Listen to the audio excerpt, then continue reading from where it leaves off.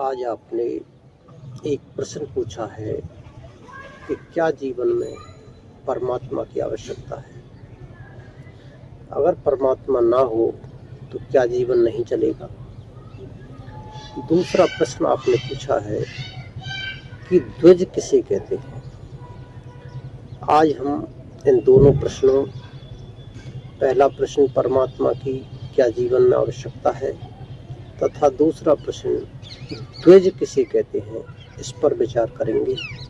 पहले आपसे निवेदन है कि हमारे चैनल सरल रास्ता को सब्सक्राइब करें, शेयर करें और उचित कमेंट्स करें। देखिए, मैं कई बार पहले कह चुका हूँ कि परमात्मा एक स्थिति है, एक निश्चित फ्रीक्वेंसी है, एक निश्चित आवृत्ति है। वह कोई व्यक्ति नहीं और वह कोई बाजार की वस्तु नहीं।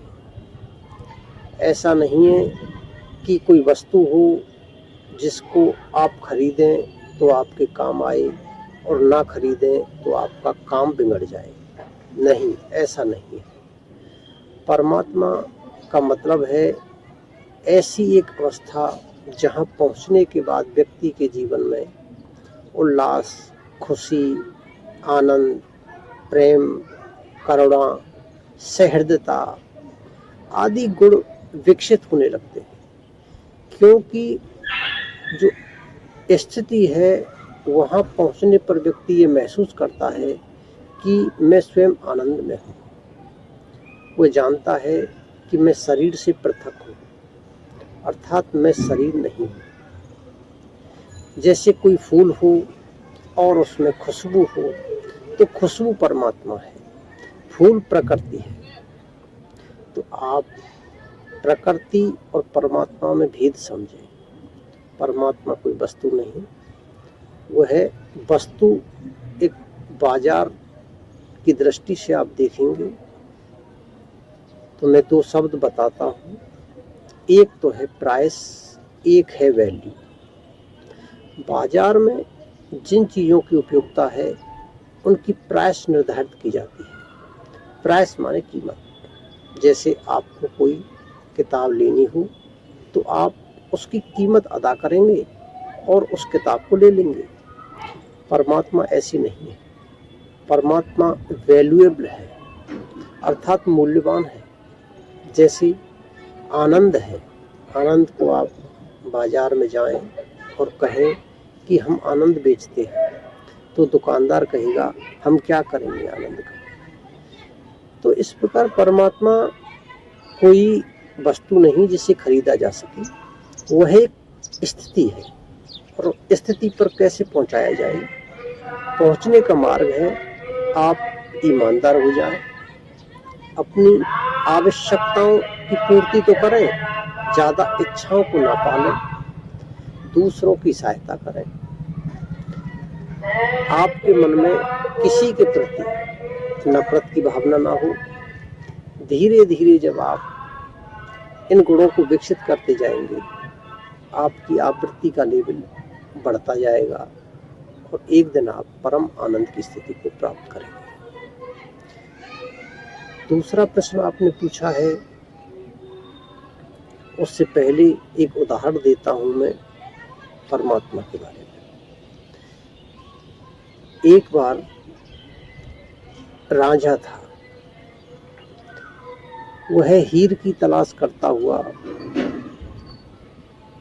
बहुत दूर तक चला गया। घूमते घूमते वह एक राजा के नगर में पहुंचा। राजा ने अपने सैनिकों के माध्यम से उसे बुलाया और पूछा कि आप कुछ अजनबी से लगते हैं हमारे इस राज्य में, बताएं आप किस लिए घूम रहे हैं।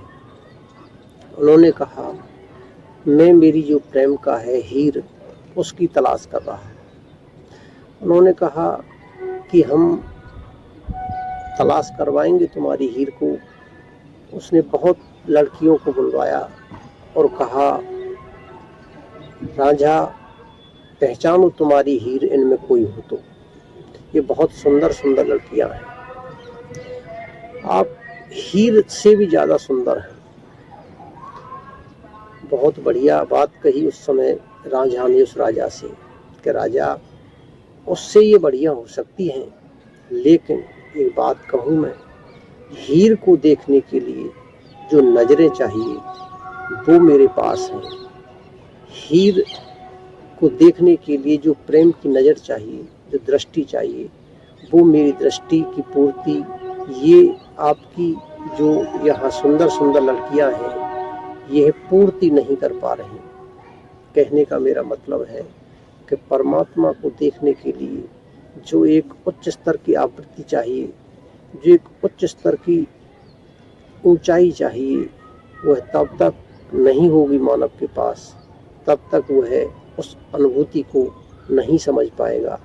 परमात्मा कोई शब्दों का खेल नहीं, यह है एक साधना और एक सरलता का मार्ग है। आप जितने सहज होते जाएंगे, जितने सरल होते जाएंगे, उतने ही आप उसके अनुभव, उसके गुणों को करते जाएंगे और एक दिन आप पूर्ण आनंद में स्थिति में पहुंच जाएंगे। दूसरा आपने प्रश्न किया है कि द्विज कौन होते हैं। देखिए, एक जन्म तो माता और पिता के मिलन से प्राप्त होता है और एक जन्म और है जो हर साधक को स्वयं को देना पड़ता है। मैं इसको एक उदाहरण से समझाऊं। हमारा जो मूल आधार चक्र है, पुरुष का वो धनात्मक होता है और पुरुष का सहस्त्रार चक्र है वो ऋणात्मक होता है। इसी प्रकार स्त्री का मूल आधार ऋणात्मक होता है और स्त्री का सहस्त्रार धनात्मक होता है। जब कोई साधक स्त्री हो या पुरुष हो अपने मूल आधार की ऊर्जा को सहस्त्रार तक पहुंचा देता है, उस दिन यह चक्र पूरा होता है और उस दिन एक नए व्यक्ति का जन्म होता है। उस नए व्यक्ति को कहते हैं द्विज, अर्थात उसका दोबारा जन्म हुआ। अब वह व्यक्ति उस आनंद में स्थिति को अनुभव करने लगा जिसे परमात्मा कहते हैं। तो आज मैंने परमात्मा और द्विज इनके बारे में बताया, आप समझ गए होंगे। मेरे चैनल को, जिसका नाम सरल रास्ता है, इसको सब्सक्राइब करें। आज के लिए इतना ही, धन्यवाद।